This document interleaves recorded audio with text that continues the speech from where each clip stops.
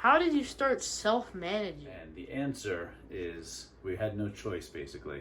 So we were trying to, the original business model was to have as much scale as possible, to scale as fast as possible, by having different managers do different things. So have one group handling Jacksonville, another group handling South Florida, another group handling different areas, and then even have single families held by one, and then multifamily, especially large ones like 10 units and bigger, by another. But it completely didn't work because we had one tenant plant a bomb on another tenant while management was doing it, and they basically just messed the whole thing up. They cost us all kinds of money, like about $25,000.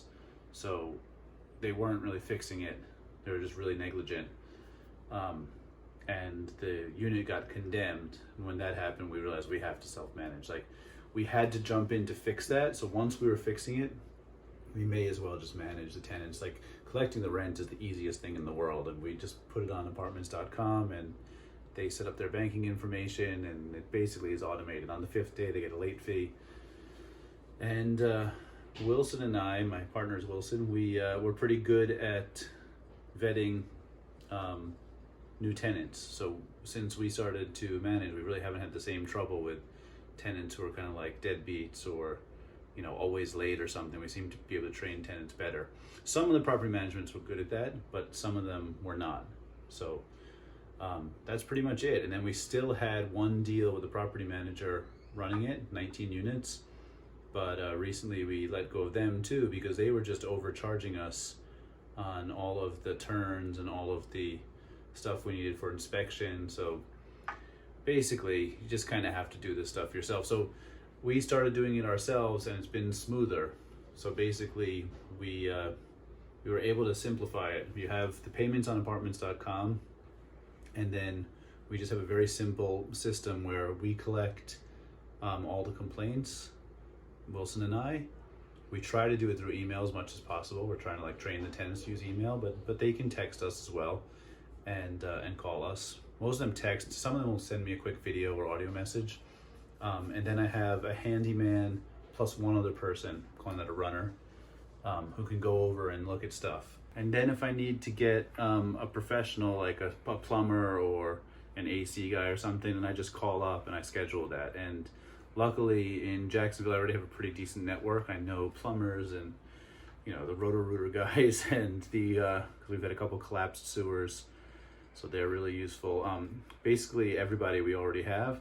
But then in an area that you're new to, you really just go on Google or Yelp or whatever, and you check the reviews, and then you call them up and you kind of see if you vibe with them, if payments make sense, you get quotes.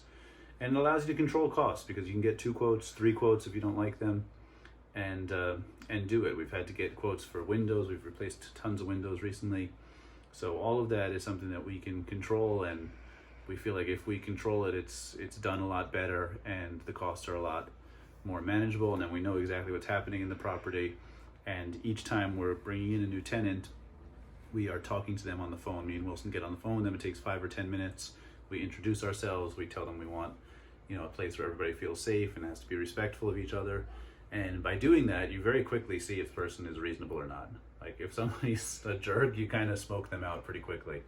So, you know, that's my system when I'm renting in Brooklyn, so why not put that into my own investments? So that's pretty much it. That's kind of the key to self-managing. If you have any questions about it, just ask me. But essentially, we just had no choice. We were kind of fired from our own managers. This is the way I like to think of it. When the bomb went off and we told them we didn't like the way they were handling it, they actually fired us. They put somebody on the phone who was like a complete bully and told us that they didn't want to work with us, which was really ironic since they messed the whole thing up. But that was actually a blessing in disguise, because they fired us on the 31st of the month. So we had 1 day to get ourselves organized and start collecting rent for the next day.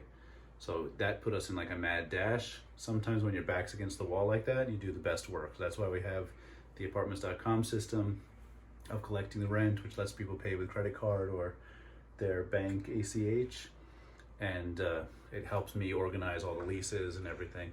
And then you make a Google Drive folder, and all the receipts for work that you're doing, you put that in. And if you want to know my system of hiring a runner and a handyman, just ask. I'm not going to say that here. That's the best part.